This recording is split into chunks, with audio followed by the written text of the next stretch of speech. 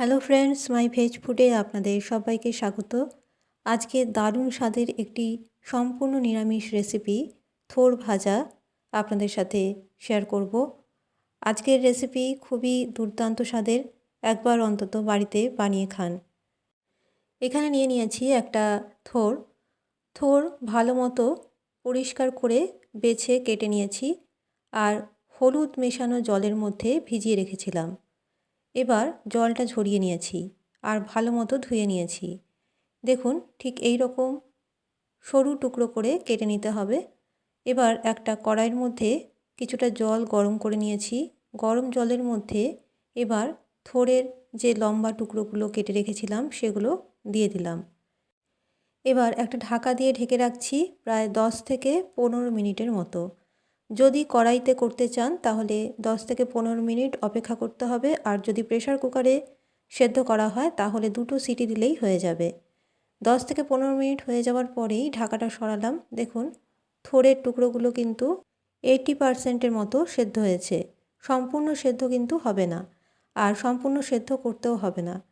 একটা থোড়ের টুকরো আমি দেখিয়ে দিচ্ছি, আঙুল দিয়ে চেপে ধরলে এটা দুভাগে ভাগ হয়ে যাচ্ছে। ঠিক সেই পর্যায়ে গ্যাসের ফ্লেম অফ করে দিতে হবে, আর এই থোড় ভালো মতো জল ঝরিয়ে রেখে দিতে হবে অন্য একটা পাত্রে।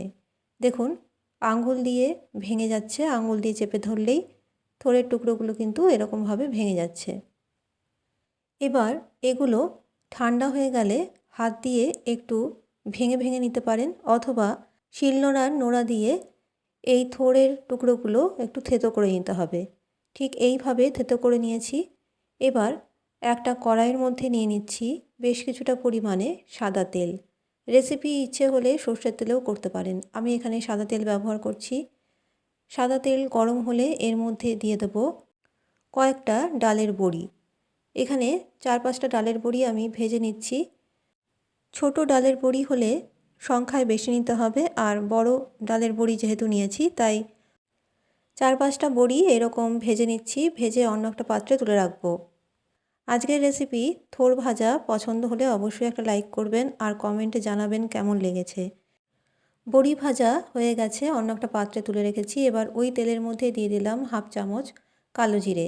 কালো জিরের থেকে ভালো গন্ধ বেরোলে এর মধ্যে দিয়ে দিচ্ছি আগে থেকে থেতো করে রাখা থোড়। থোড় ভালো করে নেড়ে চেড়ে এর মধ্যে দিয়ে দেব স্বাদ অনুযায়ী লবণ আর 1/2 চামচেরও কম হলুদ গুঁড়ো, আর দিয়ে দেব কয়েকটা কাঁচা লঙ্কা কুচোনো। এখানে বলে রাখি, আমার চ্যানেলে সব রেসিপি সম্পূর্ণ নিরামিষ, পেঁয়াজ রসুন ছাড়া তৈরি করা হয়। রেসিপিগুলো দেখে ভালো লাগলে চ্যানেলটি সাবস্ক্রাইব করে রাখতে পারেন, যে কোনো নিরামিষের দিনে রান্নাগুলো তৈরি করে খেতে পারেন। আশা করি আজকের রেসিপি আপনাদের পছন্দ হবে, আর একটা লাইক অবশ্যই করবেন। লবণ, হলুদ আর কাঁচা লঙ্কা দিয়ে ভালো করে নেড়ে চেড়ে নিতে হবে গ্যাসের ফ্লেম লো টু মিডিয়ামে রেখে।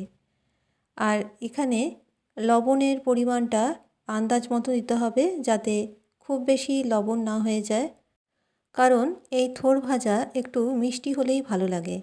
আর আজকের থোড় ভাজা রেসিপি একবার এইভাবে বাড়িতে বানিয়ে দেখুন, খেতে কিন্তু দারুণ হয়। কিছুক্ষণ নেড়ে চেড়ে ভেজে নেওয়ার পরে এর মধ্যে দিয়ে দিচ্ছি 1 আঁচি পরিমাণ নারকেল কোড়া। নারকেল কোড়া দিয়ে আবারও নেড়ে চেড়ে নেব।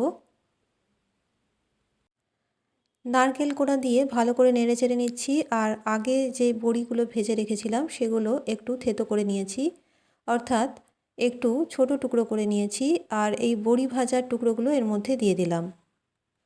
বিশ্বাস করবেন না, এই রেসিপি এতই দুর্দান্ত হয় খেতে যে থালার সমস্ত ভাতই শেষ হয়ে যাবে যদি গরম ভাতের প্রথম পাতে থাকে থোড় ভাজা। তাই আপনাদের কাছে অনুরোধ, একদিনের জন্য হলেও এই রেসিপি তৈরি করে দেখুন। মাই ভেজ ফুড পরিবারের সাথে অনেক বন্ধু যুক্ত হয়েছেন, সেই সকল বন্ধুদের জানাই আমার চ্যানেলে অনেক অনেক স্বাগত। নারকেল দিয়ে থোড় ভালো মতো ভেজে নিয়ে এর মধ্যে দিয়ে দিচ্ছি স্বাদ অনুযায়ী চিনি। এখানে 3 থেকে 4 চামচ চিনি কিন্তু ব্যবহার করতে হবে, কারণ থোড়ের মধ্যে সামান্য কষ ভাব থাকে, তাই 3 থেকে 4 চামচ চিনি অবশ্যই দিতে হবে।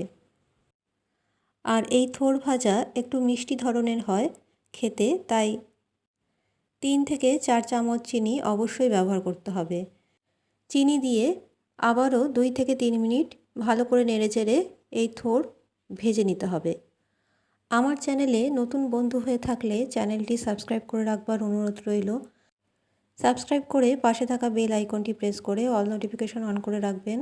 তাহলে যখনই কোনো রেসিপি আমি আপলোড করব, আপনারা সেটা সবার প্রথম পেয়ে যাবেন। আজকের রেসিপি ভালো লাগলে অন্তত একটা লাইক করবেন আর কমেন্টে জানাবেন কেমন লেগেছে।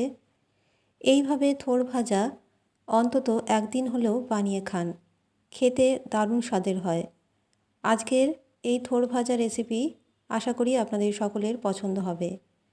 খুব ভালো করে নেড়েচেড়ে ভেজে নিয়ে অন্য একটা পাত্রে নামিয়ে রেখেছি। কাঁচা লঙ্কার সহযোগে পরিবেশন করুন দারুণ স্বাদের সম্পূর্ণ নিরামিষ থোড় ভাজা। আজকের রেসিপি ভালো লাগলে একটা লাইক করতে ভুলবেন না। পাশে হাইপের অপশান থাকলে অবশ্যই হাইপ করবেন। আর রেসিপি ভালো লাগলে কমেন্টে জানাবেন কেমন লেগেছে। আজকের মতো আমার রেসিপি এখানেই শেষ করলাম। ভালো থাকবেন, সুস্থ থাকবেন। নমস্কার।